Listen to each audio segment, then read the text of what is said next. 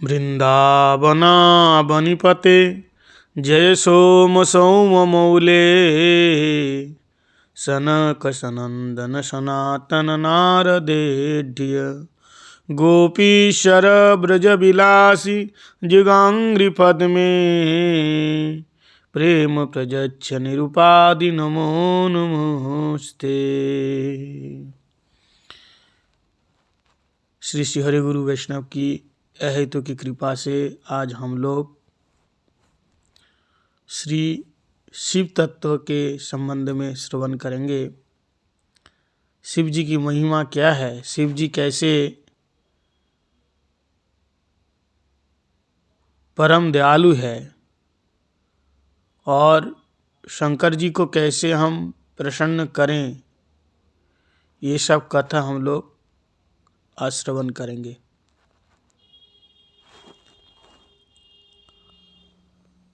कहते हैं शिव जी बड़े दयालु है, कृपालु है, इसलिए उनका एक नाम है आशुतोष। आशु का मतलब जल्दी, शीघ्र, तोष मतलब प्रसन्न होना। आशु शीघ्रम मतलब बहुत जल्दी तोष होती। आशु शीघ्रम प्रसन्नम इति आशुतोष। जो बहुत जल्दी खुश हो जाते हैं, प्रसन्न हो जाते हैं, उनका नाम है आशुतोष।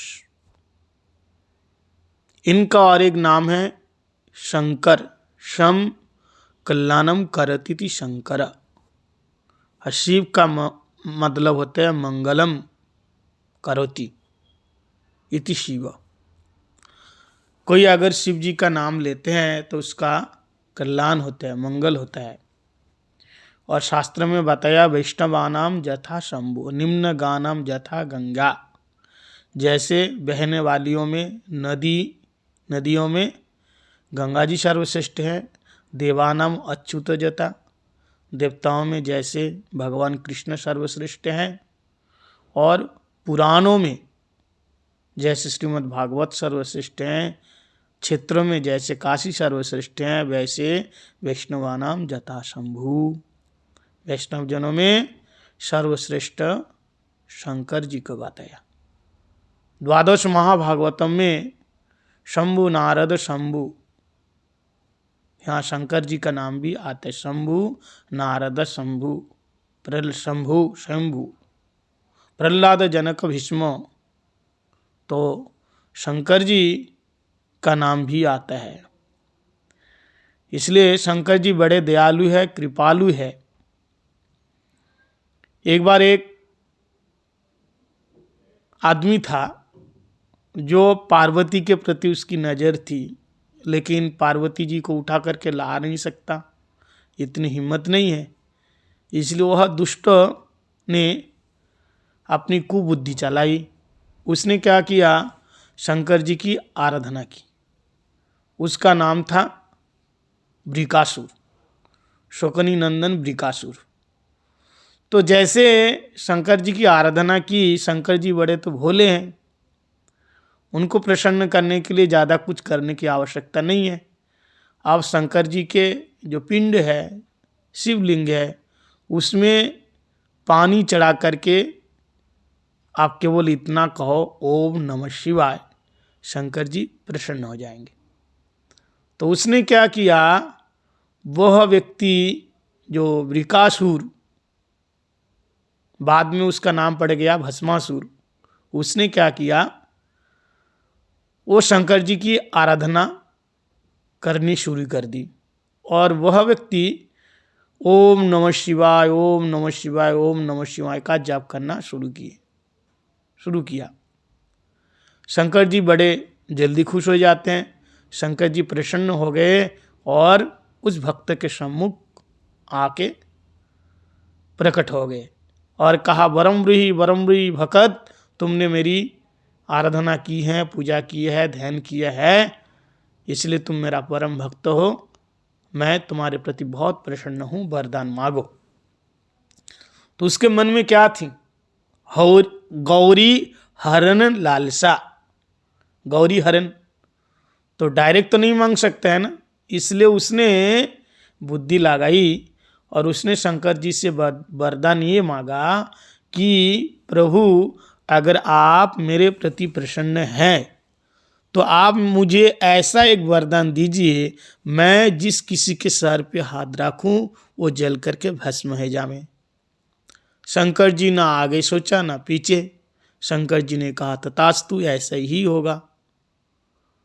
तो जैसे ही वरदान दिया उसके अंदर शक्ति आ गई, पावर आ गई, जिसके सर में हाथ रखेगा वो जल के भस्म होगा। तो सबसे पहले शंकर जी के शीश पे हाथ रखने के लिए वो शंकर जी के पीछे पड़ा। शंकर जी ने कहा अरे पागल आदमी, मेरा ही वरदान और मेरा ही मूड मिला तेरे को, और कोई नहीं मिला। बोले बाबा आज तो आपको जला देंगे। अब क्या हुआ, शंकर जी के पीछे पड़ा। शंकर जी ना जानी कहाँ कहाँ भागा और मनी मन कहने लगा हे प्रभु मेरी रक्षा करो, रक्षा करो। तो भगवान ब्रह्मचारी के रूप में श्री कृष्ण प्रकट हो गए और उस वृकासुर से कहा भाई तुम इस शंकर के पीछे क्यों भाग रहे हो, ये शमशान में रहते हैं और मुंडमाला पहनते हैं, चिताभस्म शरीर में लगाते हैं, ऐसे भूत प्रेतों के संग में रहने वाले शंकर जी के पीछे पीछे क्यों भाग रहे हो। बोले नहीं, इसने मेरे को वरदान दिया है जिसके शीश पे हाथ रखूं वो जल के भस्म हो जाएगा, लेकिन ये रुकता नहीं, मैं परीक्षा लेना चाहता हूं। तो भगवान ने अपनी बातों में उससे फंसा ली। भगवान ने कहा अरे पागल हो तुम, तो इसके पीछे भागने की क्या जरूरत है। बोले नहीं मुझे परीक्षा करनी है। बोले परीक्षा करनी है तो आपने शीश नहीं है क्या, अपना सर नहीं है, हाथ रखो। बोले नहीं है? अगर मैं अपने सिर पे हाथ रखा तो मैं तो जल जाऊंगा। ठाकुर जी ने कहा अरे तू कहीं नहीं जलेगा, अरे जलने से पहले तो थोड़ा सा भाप सा तो आएगा, गर्मी का भाप सा जैसा आएगा, पहले गरम गरम सा होगा तो हाथ हटा लेना। तो इस तरह से उसको बातों में फंसा करके भगवान उस विकासुर को भस्म कर दिया, उसी से उसका नाम पड़ गया भस्मासुर। तो इस लीला से शंकर जी ये शिक्षा देना चाहते हैं कि जो देवादेवी का भजन करते हैं डायरेक्ट रूप से, वो व्यक्ति संसार के भोगी होते हैं, वो व्यक्ति स्वयं फांसते हैं और अपने आराध्य को भी फांसाते हैं, क्योंकि वो कामी होते हैं, उसके अंदर निष्कामता नहीं है। तो शंकर जी कहते हैं डायरेक्ट मेरा ना भजन करके भगवान कृष्ण का भजन करो, और अगर कोई भजन करते हैं किसी देवा देवी का तो उससे वरदान क्या मांगना है ये पहले जानना है। अगर शंकर जी से कृष्ण भक्ति मांग लेते तो शंकर जी हंसते हंसते वरदान दे देते, इतनी शक्ति है उनके अंदर, क्योंकि वैष्णव है, वो भगवान को देने में समर्थ है। लेकिन संसार के भोगी लोग वो कहाँ मांगने वाला है। और आप लोग जानते हैं जितने राक्षस लोग हुए हैं ये स्वतंत्र रूप से शंकर जी का भजन किया, और शंकर जी के गले में जो मुंडों का जो माल है ना, शंकर जी उन सारे राक्षसों का शीश काट करके माला के रूप में पहन लिया। तो शंकर जी बड़े प्रसन्न हैं। इनका एक नाम है भोला। भोला का मतलब सरल, वैष्णव सरल होता है, इसलिए बहुत भोला है। ये आगे पीछे कुछ सोचते नहीं, दे तो देते हैं। तो लोग कैसे वैष्णव लोगों को ठगने लगते हैं, लेकिन वैष्णव शंकर जी सब कुछ जानते हैं, त्रिकालदर्शी है, लेकिन अपना सरलता की फायदा उठा लेते हैं। तो इसके लिए कोई चिंता करने की आवश्यकता नहीं है, स्वयं भगवान आकर के उसे बचा लेते हैं। इसलिए स्वतंत्र रूप से कोई देवा देवी का भजन ना करें, पहले क्या करें, भगवान कृष्ण का भजन करें। और कोई देवा देवी के चरणों में प्रणाम करना है तो प्रणाम करके क्या मांगना है, कात्यायनी महामाये महाजगन्नाधीश्वरी नंद गोप श्रुतम देवी पतिम में कुरुते नमः। जैसे ब्रज की गोपियों ने किया, भगवान कृष्ण की भक्ति मानना, भक्ति मांगना, भक्ति मांगना चाहिए। तो शंकर जी तो सबको पुत्र देने वाले हैं, इसलिए द्वारकानाथ स्वयं भगवान कृष्ण पुत्र प्राप्ति हेतु शिव जी की आराधना की। यह भगवान की नरवत लीला है। बड़े ध्यान से सुनना, कृष्ण की नरवत लीला है, साधारण नर जैसे भगवान की लीला है। तो इस घटना को लेकर के संसार के लोग कहते हैं कि शिव जी बड़े हुए, तभी तो भगवान उनकी आराधना की है पुत्र के लिए। लीला ऐसी है श्रीमद् भागवतम में, भगवान की जो एक पत्नी थी, नाम है जाम्बवती, उनके यहाँ कोई पुत्र नहीं हो रहा था, तो भगवान जाम्बवती की संतान हो जावे, इसलिए भगवान ने शंकर जी की आराधना की और शंकर जी प्रसन्न होकर के एक पुत्र दिया जिसका नाम हुआ शाम्ब। तो ये संहार के देवता है कौन? शंकर जी। शंकर जी ने जो पुत्र दिया शाम्ब, तो वही बाद में जाकर के इस यदुवंश का संहार करते हैं। शाम्ब ही तो पेट में कपड़ा बांध करके गए थे महात्माओं के पास और कहा बताइए आपकी बार लड़का होगा या लड़की। उसी समय सारे महात्मा लोगों ने कहा अरे मूर्ख, तू हमें परीक्षा लेते हैं, और फिर श्राप दिया, ना बेटा होगा ना बेटी, एक मुसल पैदा होगा जो कि तेरा यदुवंश का ध्वंस करेगा। तो ये भगवान की जो लीला है, नरवत लीला, शंकर जी की आराधना करके ये शिक्षा देना चाहते हैं, अगर कोई शंकर जी की आराधना करते हैं तो ये दुनियादारी नाम आ गई, और विशेष करके शंकर जी को सम्मान देना है, वैष्णव को सम्मान देना है, आदर देना है, शंकर जी की प्रतिष्ठा के लिए भगवान मानो शिव जी की आराधना की। और एक बार रामेश्वरम में भी राम जी ने वो रामेश्वरम मतलब शंकर जी की स्थापना की युद्ध के लिए, युद्ध में विजय प्राप्ति के लिए। तो रामेश्वरम मतलब राम ईश्वर जस्स स रामेश्वर, राम जिनके ईश्वर है उनका नाम है रामेश्वर है, रामेश्वर की स्थापना की। तो कहीं कहीं भागवतम में ये दिखा जाते हैं कि भगवान कृष्ण ये सर्वशक्तिमान होते हुए भी ये शंकर जी की पूजा कर रहे हैं। तो शंकर जी की पूजा कर रहे हैं मतलब उसी समय शंकर जी वैष्णव है, भक्त हैं। भगवान शास्त्र में कह रहे हैं मत भक्त स्वपच प्रिय, मेरा भक्त अगर स्वपच भी होए वो मेरा प्रिय है और मैं भक्त की सेवा करता हूँ, भक्त मेरे को बहुत अच्छा लगता है।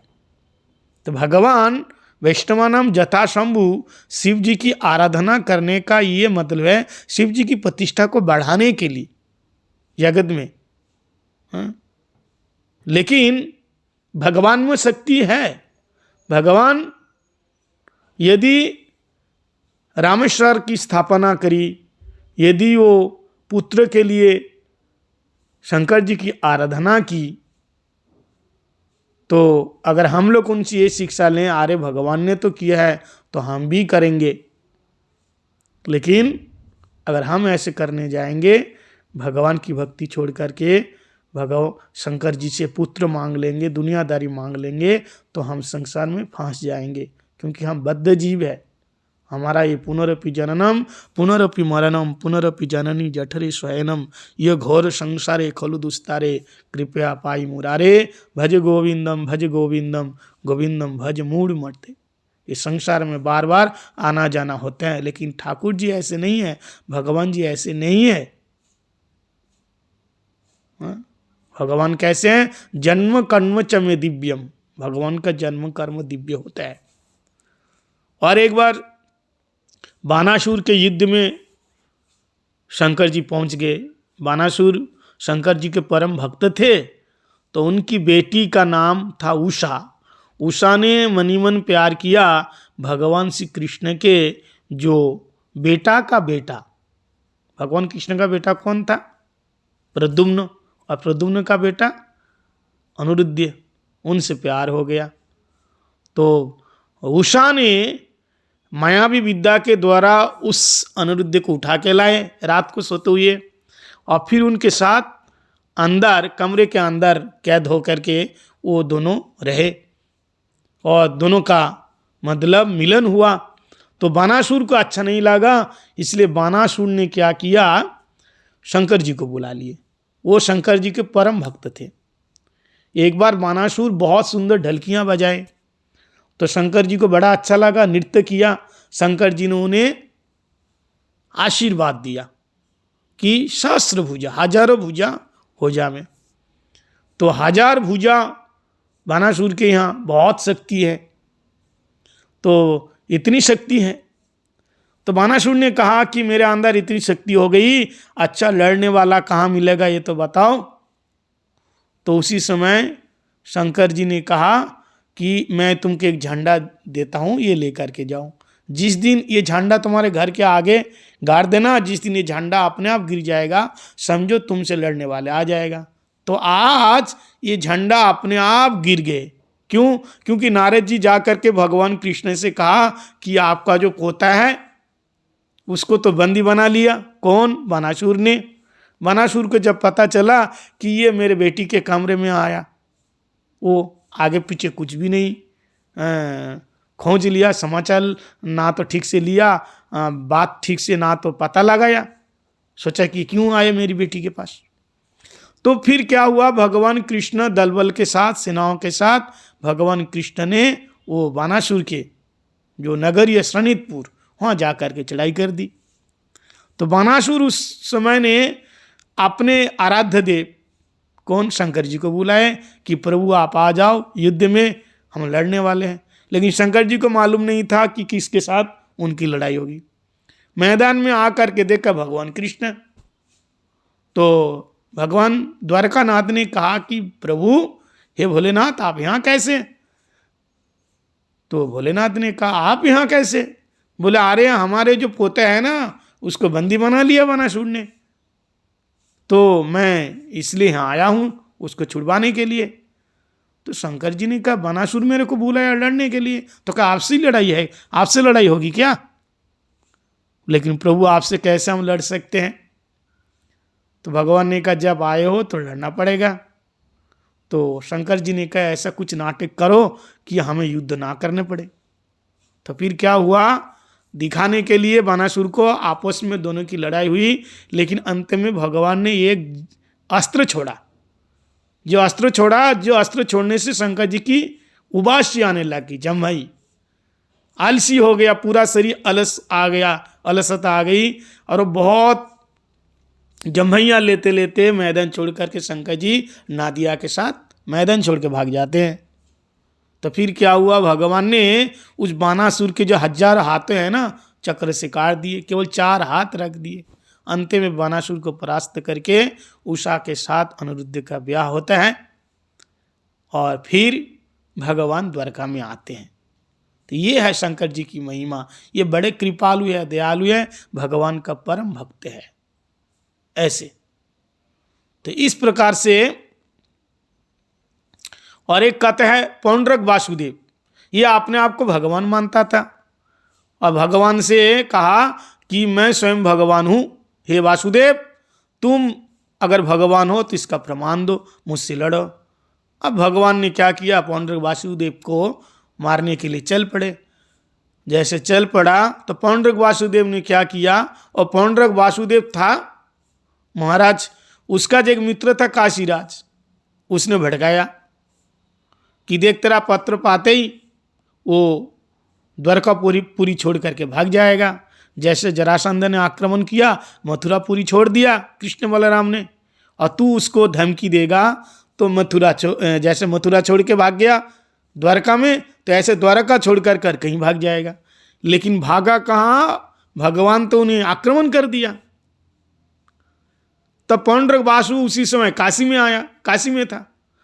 भगवान का चक्र काशी को जला करके भस्म कर दिया, और काशी जो है ये भगवान श्री शंकर जी के त्रिशूल के ऊपर विराजमान है।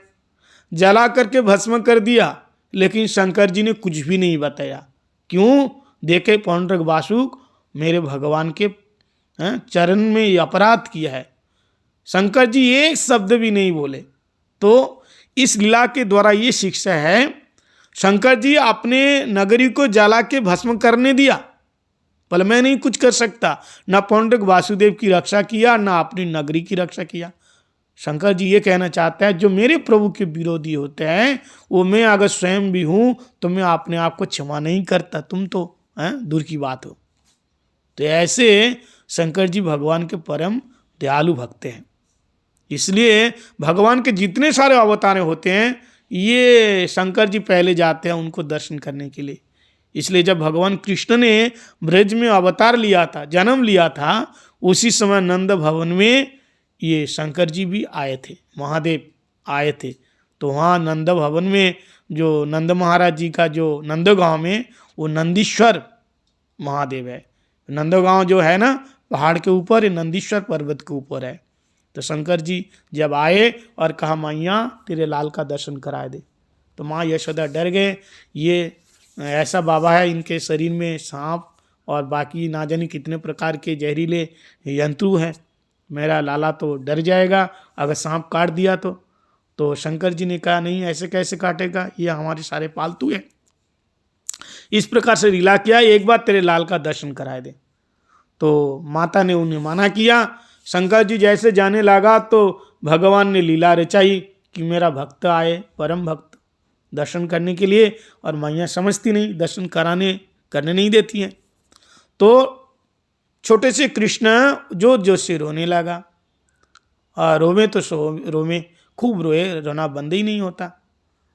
तो एक गोपी ने कहा मैया हमें तो ऐसा लगता है कि वो जोगी बाबा आए थे ना, वो शायद कुछ जादू टना कर गए हो है, कर गया होगा, तो उन्हीं को बुला के लाओ।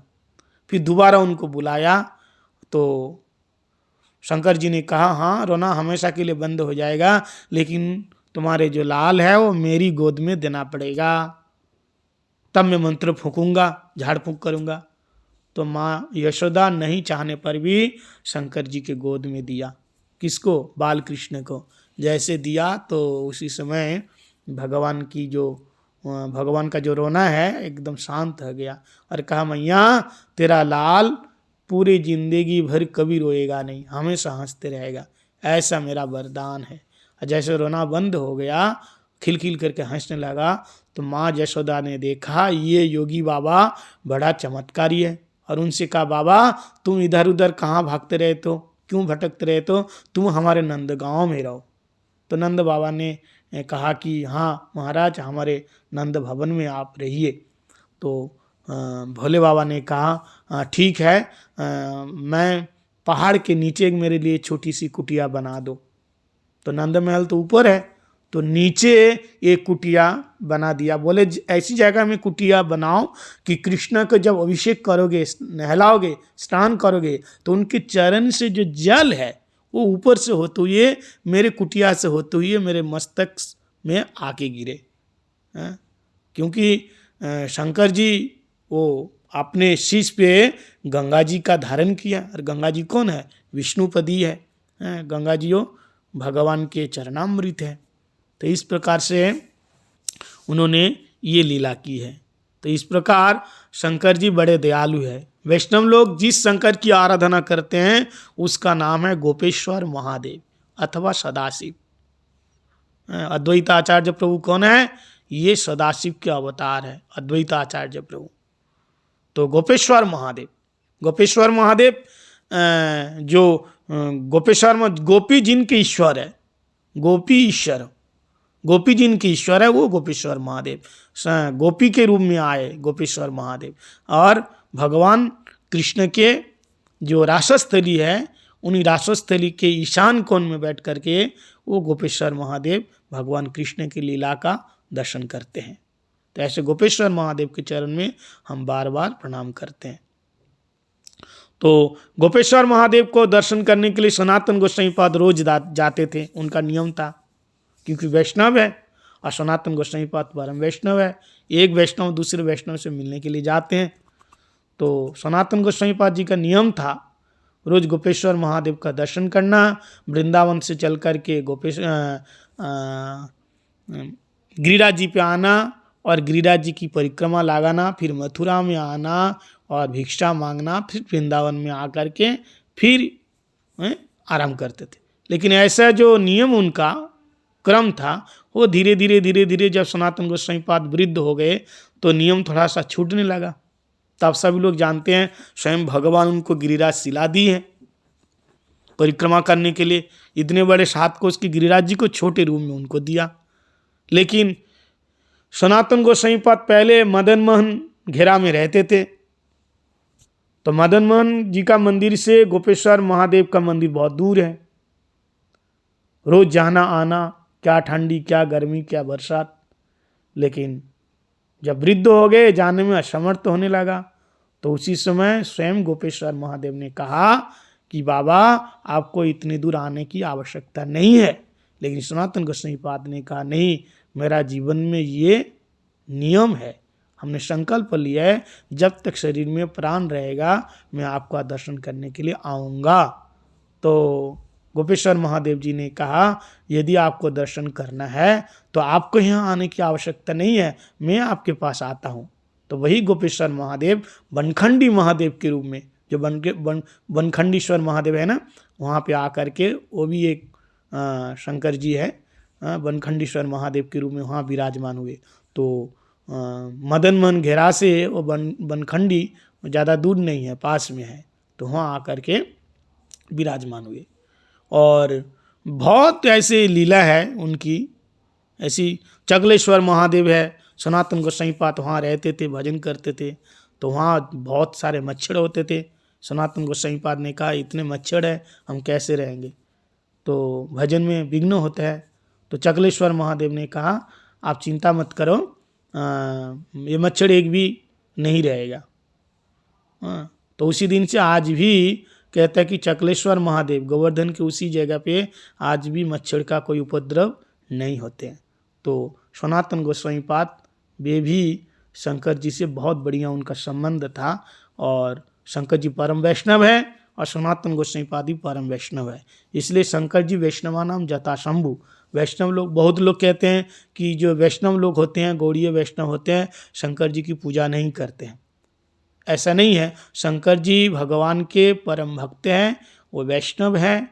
अगर वैष्णव लोग जो शंकर जी की पूजा करते हैं वो गोपेश्वर महादेव, हमने 2 दिन पहले बताया था कि गोपेश्वर महादेव कौन है और काशीश्वर कौन है, काशी में जो है कैलाश में है वो कौन है, सदाशिव कौन है। सदाशिव ये महाविष्णु है, साक्षात महाविष्णु का अवतार सदाशिव। और गोपेश्वर कौन है, ये भगवान कृष्ण ने रासस्थली से अपने शरीर से प्रकट किए हैं। ये गोपेश्वर उन्हीं जो गोपी जिनके ईश्वर है वो गोपेश्वर, उनकी आराधना वैष्णव लोग करते हैं। उनकी आराधना वैष्णव लोग करते हैं। ऐसे गोपेश्वर की अगर आप आराधना करोगे तो आपको क्या मिलेगा, तो इसमें लिखा हुआ है प्रेम प्रजच्छ निरुपाधि नमो नमस्ते। वो भगवान कृष्ण का प्रेम ही देने में समर्थ है, क्योंकि वो गोपी के रूप में है। वृंदावना बनीपते जय सोम सोम मूले सनक सनंदन सनातन नारदड्य गोपीश्वर ब्रज विलासी जुगांग्री पद में प्रेम प्रजच्छ निरुपाधि नमो नमस्ते। जो प्रेम देने में समर्थ हैं, ऐसे शंकर जी के चरण में वैष्णव लोग बार बार प्रणाम करते हैं। तो शंकर जी की और बहुत सारी महिमा है, हम लोग फिर आगे श्रवण करेंगे। आज यहाँ कथा का विश्राम देते हैं। वंशा कल्पतरुभ्यश्च कृपा सिंधु भयेवच पतितानां पावनेभ्यो वैष्णवेभ्यो नमो नमः।